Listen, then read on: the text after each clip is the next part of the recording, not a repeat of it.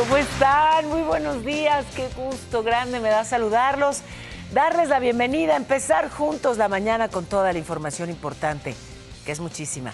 Así que si están listos ustedes, estoy lista yo. Vámonos ya a un resumen de lo más importante. Y es que Estados Unidos dio un nuevo golpe al cártel de Sinaloa. Acusó por narcotráfico a 26 miembros de esa organización, entre ellos Próspero Coronel Sánchez, le dicen el PRO, y José Luis Angulo, mi niño. La fiscal Pam Bondi dijo que esto representa un duro golpe a la infraestructura del cártel. Y bueno, ya están las primeras declaraciones de Lex Ashton.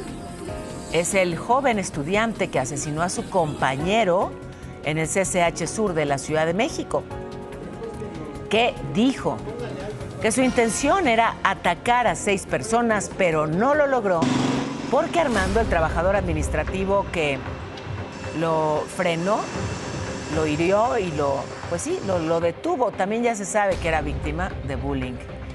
La Fiscalía del Estado de México encontró ayer el coche en el que fueron trasladados los músicos colombianos Byron Sánchez, conocidos como B-King, y Jorge Luis Herrera, DJ Regio Clown.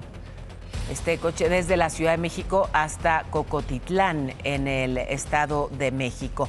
En Michoacán detuvieron a 38 integrantes de La Luz del Mundo, esta iglesia, supuestamente haciendo actividades de adiestramiento para proteger templos, líderes y personas de esa congregación. Les quitaron armas, equipo táctico, hasta un simulador de explosivo.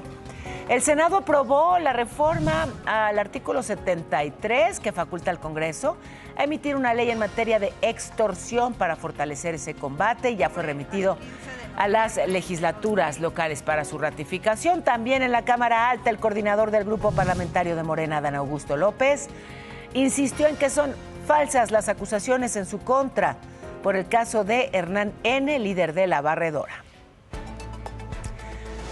Y bueno, Estados Unidos le dio este nuevo golpe al cártel de Sinaloa y acusó a 26 miembros que asegura son de muy alto rango en esa organización.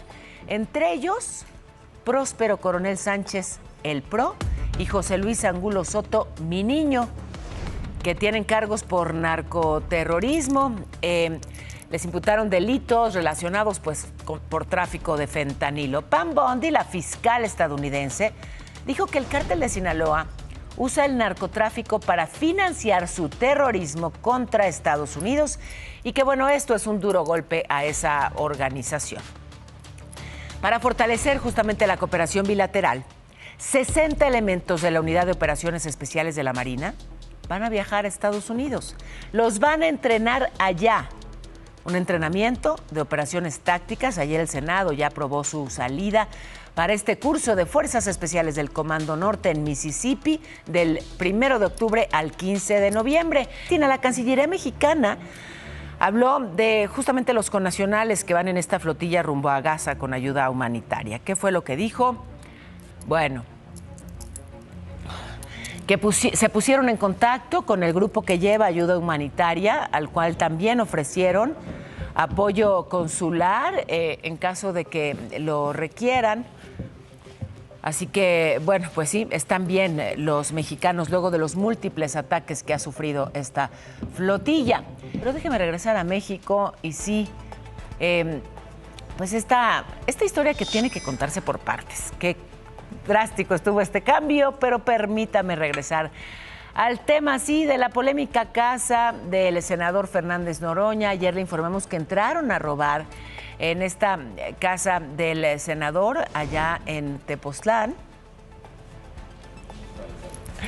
Y bueno, él dijo que no tiene por qué ser austero. Una información que surgió a partir de un breve y confuso mensaje que publicó el propio legislador en X. Puso: entraron a robar a la casa en Tepoztlán, a casa de la dueña. Grave y extrañísimo hecho. Emma está bien.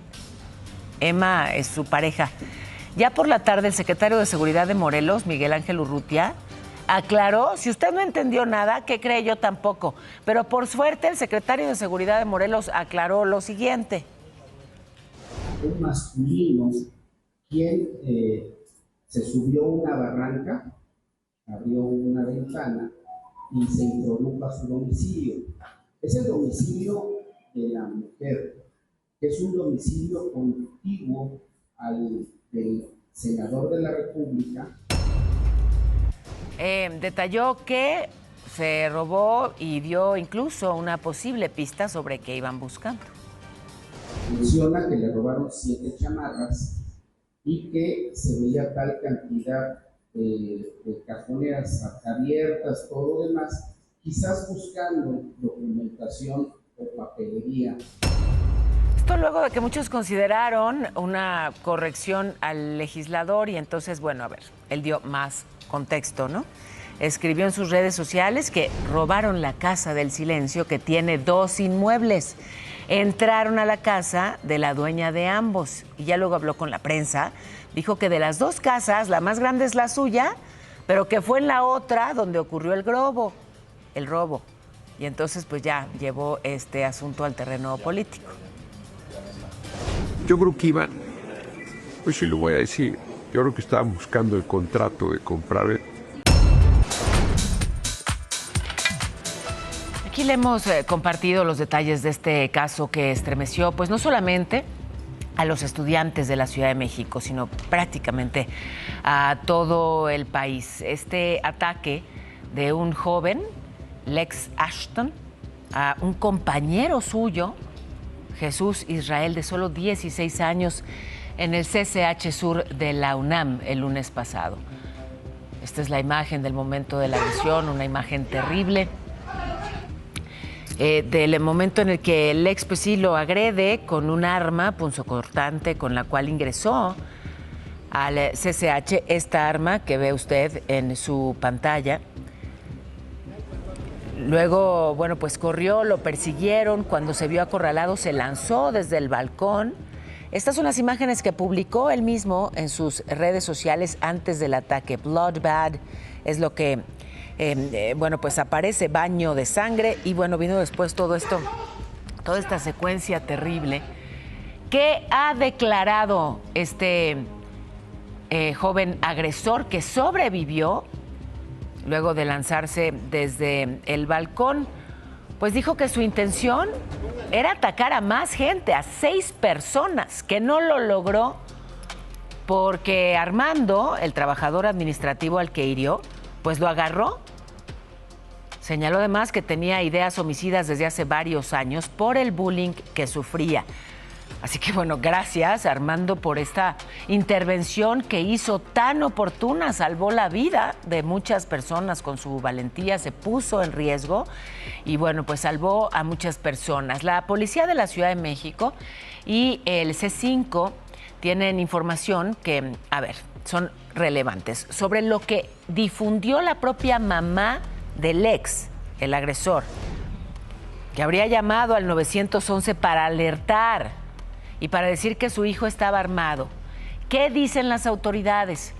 Que sí hubo una llamada el lunes, pero que la mujer solo dijo que no lograba localizar a su hijo y que en su habitación faltaban algunos objetos y que la comunicación fue registrada y fue canalizada al área de despacho de la Secretaría de Seguridad para su atención inmediata.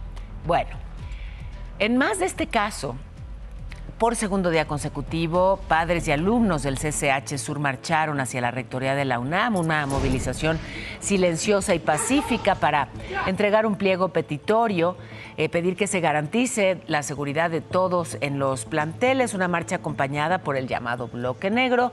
En ese caso, pues no fue una manifestación pacífica. Aquellos del Bloque Negro, bueno, pues tienen una actitud, digamos, distinta. Ahí en la explanada de rectoría, la bandera se hizo a media asta, justamente en señal de luto. Este asesinato de un estudiante en el CCH Sur de la UNAM vuelve a poner bajo la lupa a los llamados incels. Es muy relevante, sí, porque hemos visto ya que el agresor tenía la intención de matar a más personas, que fue acumulando furia porque era víctima de bullying y que además compartió en medios digitales pues todas estas ideas de generar un baño de sangre. Incels. Grupos en línea que mezclan frustración, misoginia, discursos de odio, promueven la violencia, guían a los agresores y sí, pueden convertirse en focos de violencia extrema.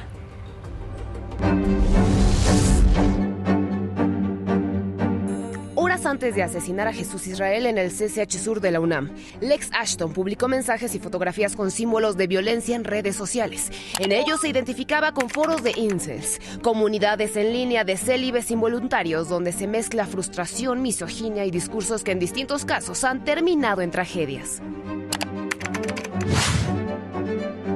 Incel significa célibe involuntario. El término nació en los 90 en un sitio creado para hablar de soledad sin estigma.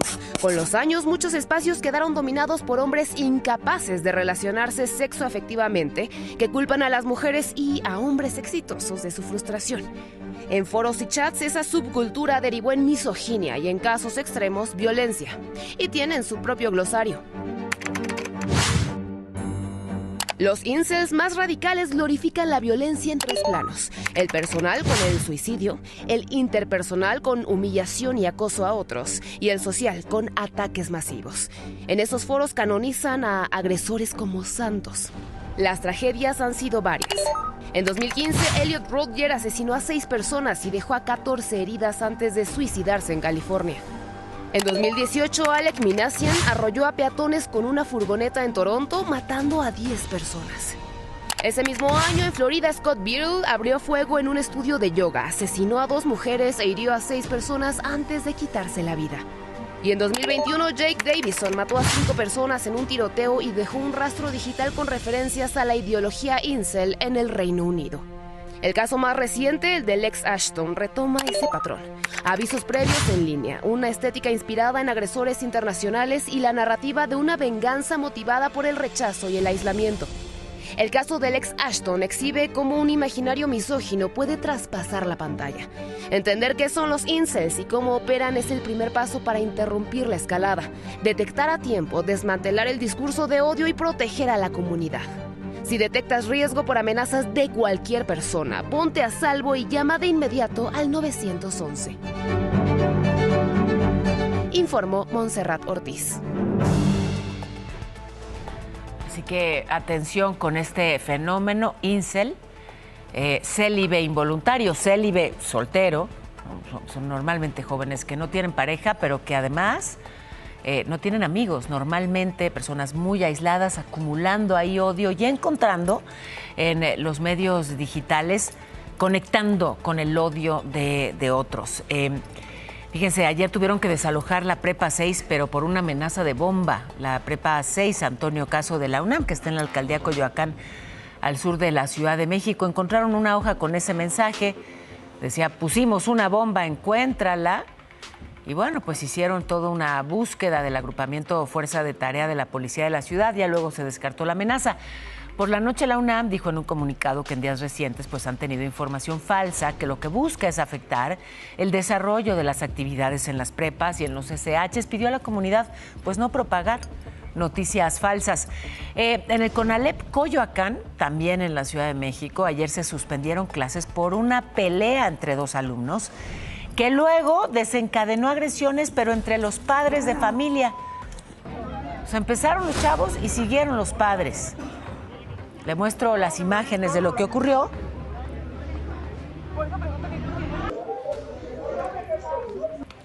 Y bueno, incluso la policía tuvo que intervenir, entrar al plantel para calmar la situación. Ya hoy, después de esto, se reanudaron las actividades con vigilancia policíaca. El director del plantel habló del caso esta mañana. Por desgracia, hay influencia externa que no podemos evitar, sí, pero por lo pronto al interior del plantel sí estamos tomando y vamos a seguir tomando todas las medidas para asegurar la integridad de los muchachos. Me enlazo con mi compañero Rodolfo Dorantes, que está justamente ahí en el CONALEP y tienes información. ¿Cómo estás? Muy buenos días, te escuchamos. Gracias, Paola. Efectivamente, seguimos muy pendientes. Aquí no nos hemos despegado porque los padres de familia pues están con incertidumbre. Son muy pocos los pequeñitos que ingresaron a este plantel educativo. Estamos hablando entre 25 y 30. Y bueno, pues ellos están solicitando ahora que ante esta incertidumbre pues le regresen a los jóvenes y no lo quieren hacer. Ellos se encuentran, sabemos, solamente en uno de los salones congregados y los alumnos y los padres de familia pues se encuentran en otro. Así que bueno, pues lo que ellos están solicitando en estos momentos es que le permitan la salida a los jóvenes estudiantes que se encuentran al interior del plantel educativo debido a la baja cantidad de ellos que se encuentran en el lugar. Paola. Ya, pues te agradezco, Rodolfo, el reporte y qué tremendo, ¿no? Gracias, Rodolfo. Qué tremendo, Irán, ver que, pues sí, hay violencia que escala de pronto a niveles letales entre los jóvenes, entre los estudiantes. Y bueno, cuando ves que los papás se agarran a golpes también. Sí, está complicado. Con ese ejemplo, ¿no?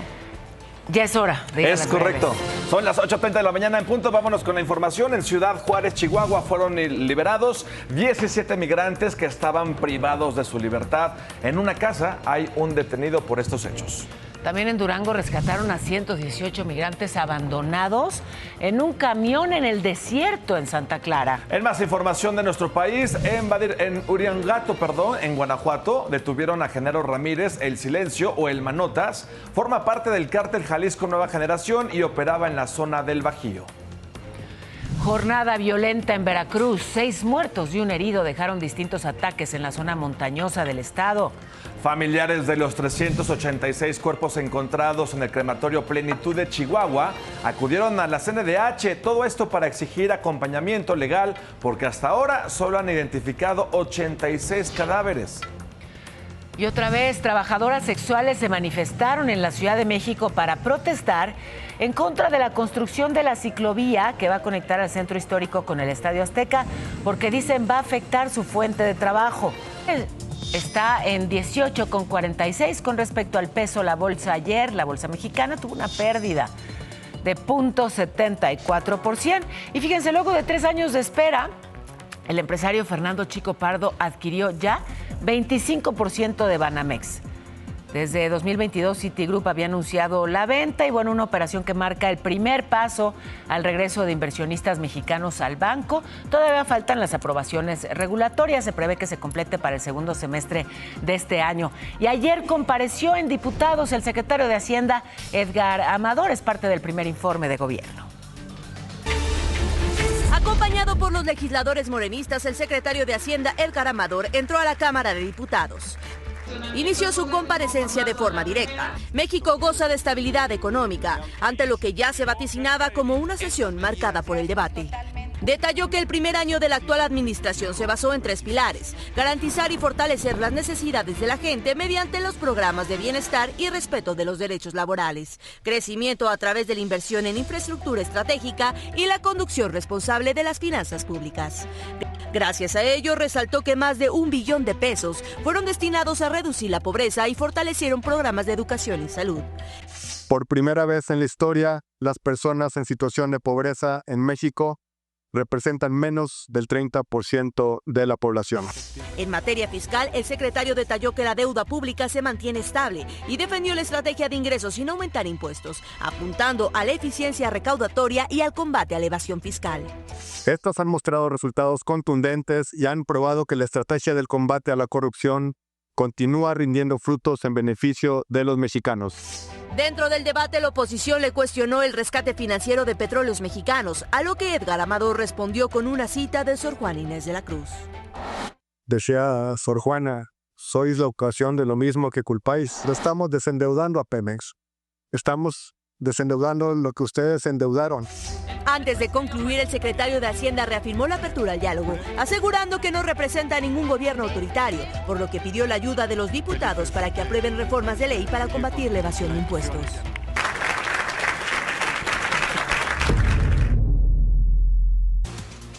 A ver, esto a mí me tiene muy sorprendida, la verdad. Todo surgió a partir de que me estaban dando muchos calambres. Me dijeron, bueno, pues puedes consumir algunos alimentos que tienen minerales, por ejemplo, plátano que tiene potasio, ¿no? Tomate que tiene potasio.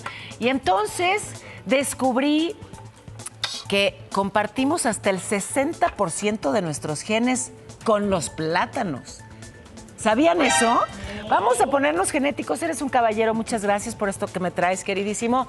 Me preparo para ir a la escuela. No estoy segura de a dónde nos va a llevar esto. Bienvenidos ambos, queridos alumnos. Gracias. Isaac, Manuel, bienvenidos. El doctor Lawrence Brody, que es experto en genética, indica que sí, que compartimos una enorme cantidad de genes, todos los seres vivos, porque venimos pues de ancestros comunes. Compartimos, fíjense, 85% del ADN con un ratón, 61% con una mosca y pues una fracción con casi cualquier ser vivo. Compartimos genes esenciales para la vida que además pues ayudan por eso a nuestro cuerpo a estar mejor, a repararse, a regenerarse. Así que sí, tenemos mucho en común con prácticamente todo aquello que tiene vida en el planeta. Y por eso hay que cuidar a todo aquello que vive. ¿Lo cuidan ustedes? Sí, yo sí. Bueno, pues toma, no es cierto, esto ya. Voy a la pausa ya. Lo iba a decir, pero me contuve porque qué barbaridad. Tengo información de última hora. Me enlazo hasta la redacción contigo, Kena Uribe. ¿Qué pasa? Te escuchamos atentísimos. Hola. ¿Qué tal? Muy buenos días, Pao. Caos y rapiña en Ecatepec. Esta mañana, un tráiler cargado con cientos de cervezas volcó sobre la autopista México-Pirámides a la altura de Ecatepec. Como muestran las imágenes, la caja del tráiler quedó destrozada y las latas de cerveza regadas por todo el asfalto. Pero lo más sorprendente es que decenas de personas comenzaron a llegar y sí, armaron la rapiña sin importarles la presencia de la Guardia Nacional. Incluso vehículos de lujo se detuvieron para cargar la mercancía, mientras otros llegaban con carritos para llevarse paquetes completos. Hasta el momento se desconoce el estado de salud del conductor. Lo que sí está confirmado es la reducción de carriles, así que tome precauciones si circula por la México Pirámides rumbo a la Ciudad de México. Es la información esta mañana, Pau. ¿Cómo ves? Estaremos muy pendientes. Pues sí, a estar atentísimos. Te lo agradezco mucho. Gracias. Muchas gracias, Kena. Sobre la explosión de la pipa de gas en Iztapalapa, son 30 las personas, son 30 ya, lamentablemente, las personas fallecidas. Hay 15 aún hospitalizadas, 39 que fueron dadas de alta. La nena Yaislin, esta bebita de 2 años, que fue protegida por su abuelita Alicia durante la explosión. Aquí la vemos en brazos primero de su abuela y luego del oficial que se acercó a auxiliarlas a ambas. La nena sigue en estado crítico, pero estable, en el Shriners Hospital for Children, allá en Galveston, Texas. Los doctores estiman que su proceso de recuperación se va a extender por lo menos 2 meses. Yaislin y otros 2 bebés siguen hospitalizados. Uriel Antonio, de 1 año 5 meses, en el Instituto Nacional de Rehabilitación. También Isaí Santiago, de 2 años, en el Hospital de Tacubaya. Ambos los reportan muy graves, así que pues seguimos con atención el estado de salud de cada uno de los lesionados. Sobre la muerte de Paloma, esta chiquita de 14 años que murió, al parecer por las complicaciones luego de una cirugía estética. El gobernador de Durango, Esteban Villegas, dijo que el caso pues no va a quedar impune. El médico que la operó, que es hijo de un juez retirado, ya se quedó sin licencia médica, le retiraron la licencia, no podrá ejercer. Así que bueno, es parte de lo que ocurre con respecto a este caso y avanza la investigación por el asesinato de los 2 músicos colombianos, Viking y Regio Clown. Estos músicos que bueno, pues han generado incluso que el presidente colombiano Gustavo Petro pida a la presidenta Sheinbaum una investigación a fondo. Ellos aparecieron muertos en Cocotitlán, Estado de México, y elementos de la Fiscalía de ese estado encontraron en un terreno en Texcoco el coche, un Mercedes-Benz, que usaron estos músicos colombianos. Ellos se subieron a un coche en Polanco, según han dicho las autoridades, se subieron por su propia voluntad, nadie los forzó, y de Polanco vino este recorrido que terminó en el Estado de México, en la zona donde fueron abandonados, junto a un mensaje atribuido a la familia michoacana. El cónsul de Colombia en México advirtió que se trata de un crimen de alta complejidad que refuerza la preocupación por la violencia en contra de colombianos. Y están por cumplirse ya 11 años de la desaparición de los normalistas de Ayotzinapa. Ya empezaron las marchas, por lo pronto una protesta frente a Relaciones Exteriores. Exigen la extradición del extitular de la Agencia de Investigación Criminal, Tomás Cerón, que está refugiado en Israel, y de Ulises Bernabé, el juez de Barandilla de Iguala. De hecho, la Embajada de Estados Unidos en México emitió una alerta de seguridad precisamente por las marchas que se esperan de los normalistas. Hoy a las 11 de la mañana habrá una frente a la Fiscalía General de la Ciudad de México. A las 4 de la tarde otra, atención, del Ángel al Zócalo para que lo tomen en cuenta. Puede haber actos violentos y seguro caos vial, así que bueno, pues a tomarlo en cuenta. Por otro lado, el exalcalde de Iguala, José Luis Abarca, obtuvo un amparo que suspende la condena de 92 años de cárcel que le habían impuesto por el secuestro de integrantes del Frente de Unidad Popular, un crimen en 2013. Un año antes de lo de Ayotzinapa. Esto no implica que lo vayan a liberar, solo impide, digamos que modifica de alguna manera su sentencia, pero seguirá en prisión. Bueno, y este tema que resuena en la Cámara de Senadores y en muchos lugares más, y que tiene que ver con Adán Augusto López, el coordinador de los senadores de Morena. Él insistió en que son falsas las acusaciones en su contra por el caso del exsecretario de Seguridad durante su gobierno, Hernán N., líder de la Barredora. Dijo que él está dispuesto a declarar si la Fiscalía General lo cita.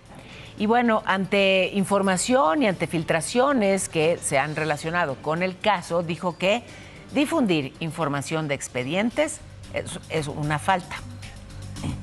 Que tengo el respaldo de muchos millones de mexicanos que somos parte de este movimiento.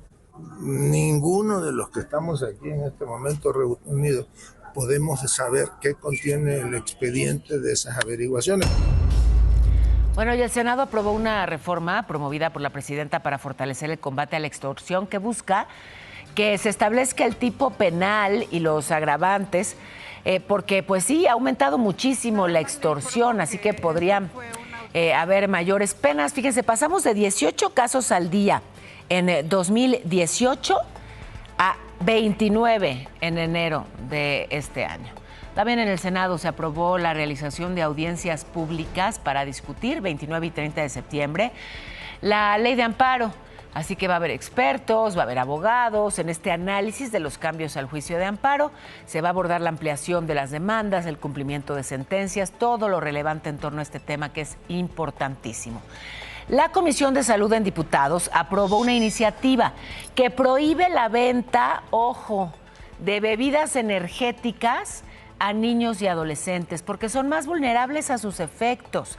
Es un organismo en desarrollo, metabolizan distinto y consumirlo puede provocarles trastornos del sueño, ansiedad, irritabilidad, hasta hipertensión. Falta la discusión y la aprobación en el Pleno, pero bueno, como sea, es importante que todos sepamos los efectos para la salud en los niños de este tipo de bebidas.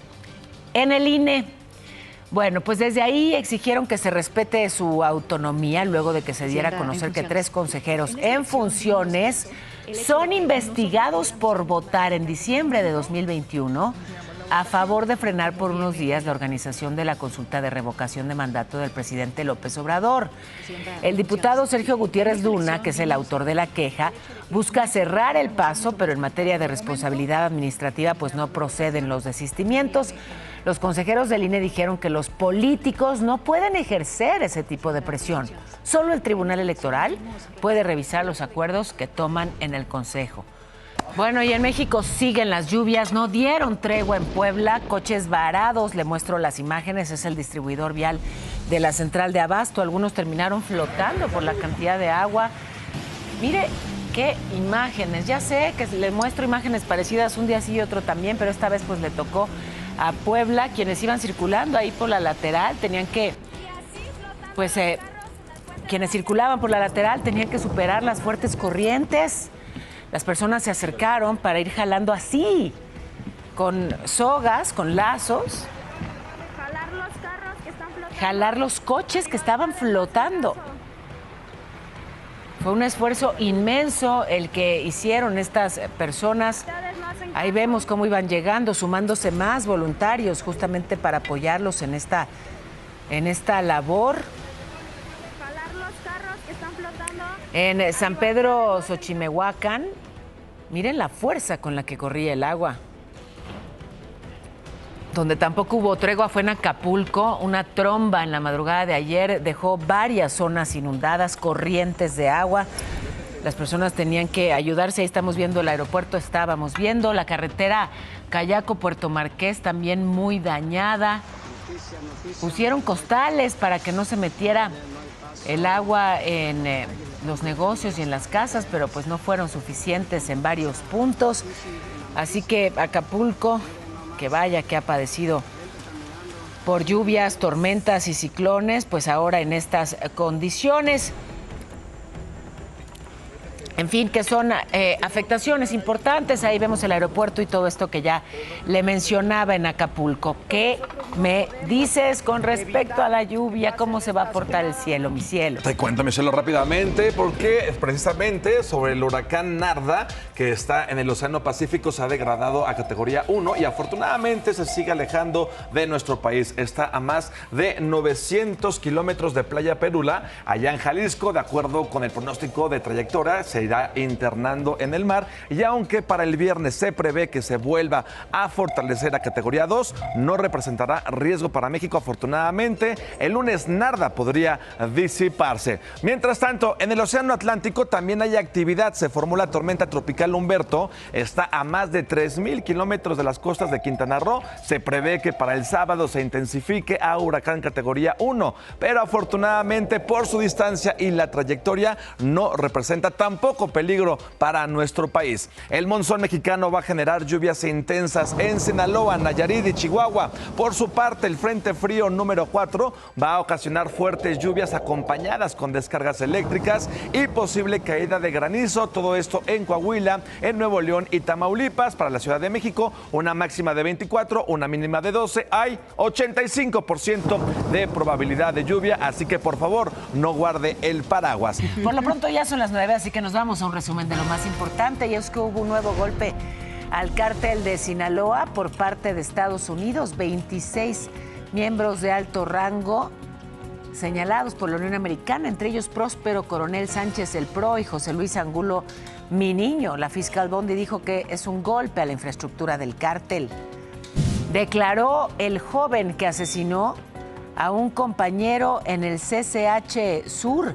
Dijo que su intención era atacar a 6 personas, que no lo logró porque Armando, el trabajador administrativo al que hirió, pues lo detuvo. También hoy se sabe que era víctima de bullying. La Fiscalía del Estado de México encontró ayer el coche en el que fueron trasladados los músicos colombianos Byron Sánchez, conocido como B-King, y Jorge Luis Herrera, DJ Regio Clown. Este coche que los llevó desde Polanco hasta el Estado de México, donde aparecieron muertos. Y en Michoacán detuvieron a 38 integrantes de La Luz del Mundo. Estaban haciendo actividades de adiestramiento para supuestamente proteger templos y prepararse para el apocalipsis. El Senado aprobó la reforma al artículo 73 de la Constitución, que faculta al Congreso a emitir una ley en materia de combate a la extorsión. Y el senador Adán Augusto López aseguró que hay millones de mexicanos que lo respaldan. Le mencionaba ya que detuvieron en Michoacán a 38 personas. Había un estadounidense entre ellos. Están vinculados a la Iglesia de la Luz del Mundo, cuyo líder es Nazón Joaquín García, que está detenido allá en Estados Unidos por abuso sexual de menores. Bueno, pues este grupo hacía entrenamientos tácticos en Vistahermosa. Les aseguraron todas estas armas que ve, algunas réplicas de fusiles, cuchillos, equipo táctico, hasta un simulador de explosivo. Según sus propias declaraciones, buscaban proteger templos, buscaban proteger a líderes de la congregación, se estaban entrenando para el apocalipsis. Pero bueno, pues hacían ahí ese entrenamiento táctico. Y estos momentos de tensión se vivieron en Iztapalapa, regreso a la Ciudad de México, Y es que un reo se fugó del reclusorio Oriente, hubo movilizaciones, dieron con su paradero.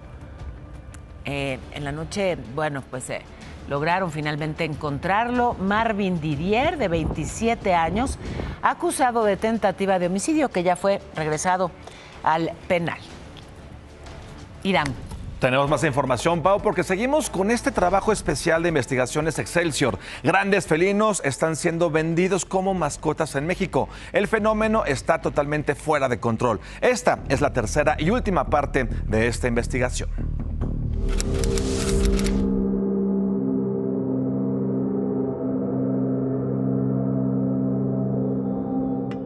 Se trata de una pareja que fue grabada paseando con un cachorro de tigre. Alertaron sobre la presencia de un león deambulando por las calles. Muestran a este pequeño felino pues entre la maleza. Y luego de una persecución, el puma se llevó al gatito. Estos son algunos avistamientos de grandes felinos en México, fenómeno que expertos advierten está fuera de control. La reproducción ilegal y la misma reproducción legal, pero sin ética, ha generado que existan tantos animales como perros y gatos. Tan solo en la Fundación Invictus, el único hospital veterinario de grandes carnívoros en Latinoamérica, había 13 de estos animales como pacientes en agosto, todos productos del aseguramiento. Están al alcance de un clic en el mercado digital donde se ofertan como mascotas.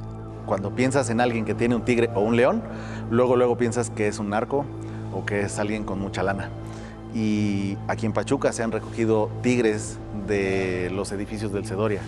En Ecatepec se han recogido animales, y no en las colonias grandes de Ecatepec, sino en las colonias chicas.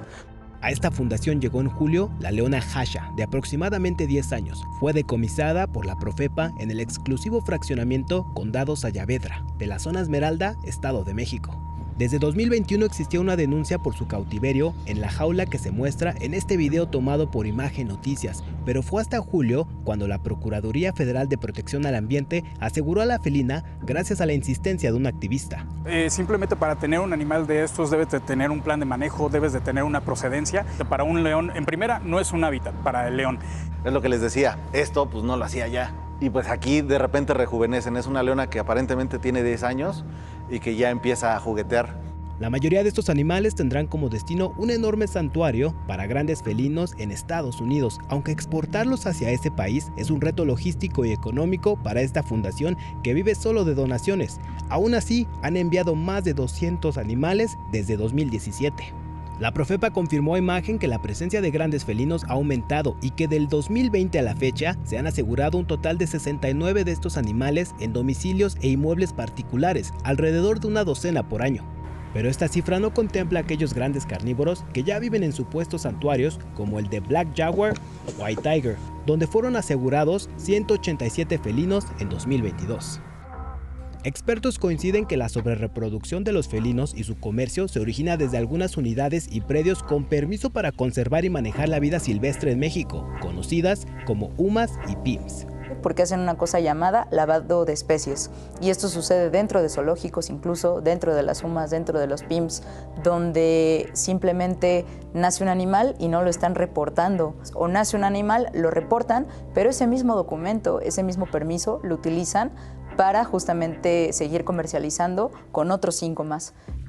Según la abogada, recurren a estas prácticas gracias a la poca vigilancia de la Dirección de Vida Silvestre de la Secretaría de Medio Ambiente. No ha transparentado el censo de grandes felinos y sus lugares de resguardo y solo existe un cálculo de 2019. Actualmente tenemos alrededor de 11,000 UMAS, por ejemplo, y PIMS, y eso es un gran problema porque es humanamente imposible que las pocas personas que trabajan en la Semarnat, en la Dirección General de Vida Silvestre, vayan a hacer las inspecciones anuales que tienen que hacer.